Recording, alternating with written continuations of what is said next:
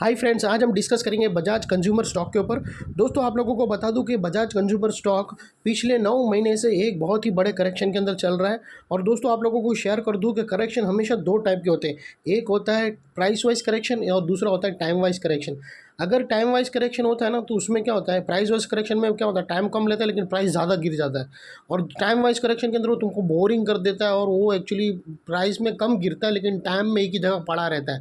तो ये दोस्तों टाइम वाइज करेक्शन हुआ था। और इसकी पास्ट परफॉर्मेंस अगर आप देखो ना दोस्तों, तो पिछले एक साल में स्टॉक ने 60% रिटर्न दिया है। मेरी बात गौर से सुनना दोस्तों, पिछले एक साल में अगर आप जैसा भी अप्रैल ख़त्म हुआ तो अप्रैल 2023 जाओ, तो उसने एक साल के अंदर इस स्टॉक ने 60% रिटर्न दिया। और वो एक साल के अंदर 9 महीना इसने सिर्फ करेक्शन के अंदर बिताया। यानी अगर आप देखो ना, तो मोटा मोटी 3 महीने में स्टॉक ने 60% रिटर्न दिया और उसके बाद एक करेक्शन आता है। तो 60% का जो करेक्शन है ना, उसने टाइम वाइज करेक्शन किया और टाइम वाइज में पूरे 9 महीने बिता दिए। और 9 महीने और सिर्फ दोस्तों, जितना टाइम वाइज करेक्शन का ब्रेकआउट होता है ना, वो सेकंड लेग बहुत ही ज़बर, क्योंकि प्राइस उसको गिरने नहीं दे रहा है। टाइम वाइज में क्या होता है, टाइम पे टाइम करेक्शन हुआ जाता है, मतलब एक ही जगह पड़ा रहता है। उसका मतलब प्राइस ने उसको गिरने नहीं दिया, यानी यार उसमें अभी भी दमखम है यहाँ से सेकंड लेग जाने के लिए। तो हमेशा याद रखना, टाइम वाइज करेक्शन स्टॉक बहुत ही स्ट्रांग होते हैं। और सेकेंडली दोस्तों, यहाँ से ब्रेकआउट मिल गया है, सारे कन्फर्मेशन पॉजिटिव फैक्टर्स में मिले हैं, जिस पे चार्ट ब्रेकआउट है, करेक्शन कंप्लीट के कन्फर्मेशन है, सब कुछ है दोस्तों, विथ हाई वॉल्यूम सब कुछ है। और दोस्तों याद रखना, ये जो ब्रेकआउट आया, इसके ब्रेकआउट के तहत यहाँ से स्टॉक 20 से 22% और भागने के लिए रेडी है।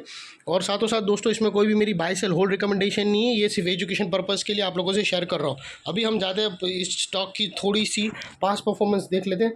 तो मोटा मोटी ज़्यादा नहीं, अगर आप देखो ना तो अप्रैल में अगर आप देखो ना, तो ये स्टॉक का रेट महज 160 था। ये आप देख सकते हो 160 स्टॉक का लेवल था। और ये यहाँ अगर आप देखो ना, तो उसने 270 260 के जितना हाई मारा। तो ये जो रनअप है ना दोस्तों, यहाँ से यहाँ तक का ये जो रनअप, ये 60% का रनअप है।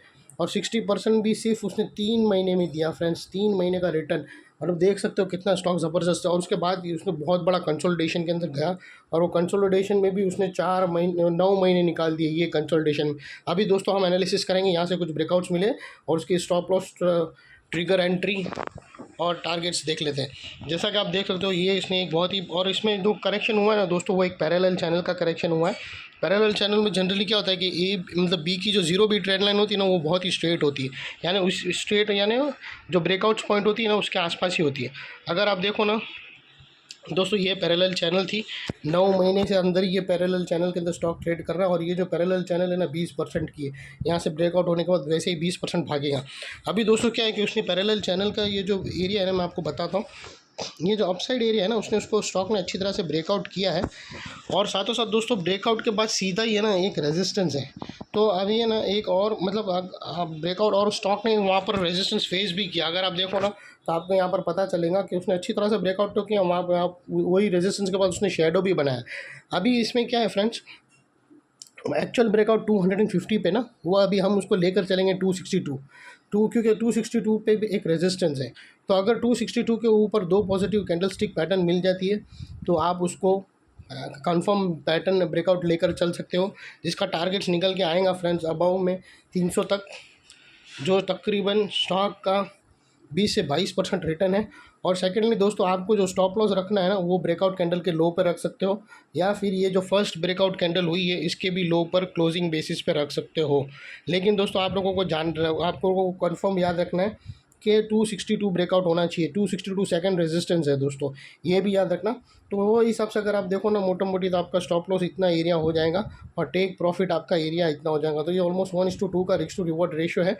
और इसमें जो जीरो बी ट्रेंड लाइन बनती है दोस्तों, वो ट्रेंड लाइन है ना, क्योंकि फ्लैट पैटर्न है तो उसकी स्ट्रेट ट्रेंड लाइन बनती है, क्योंकि ये होता है ए बी और सी। तो ये ए और जीरो बी ट्रेंड लाइन एकदम ही पॉइंट बी का और ए का पॉइंट सिमिलर होती है, वो हिसाब से वो पैरेलल चैनल बनती है।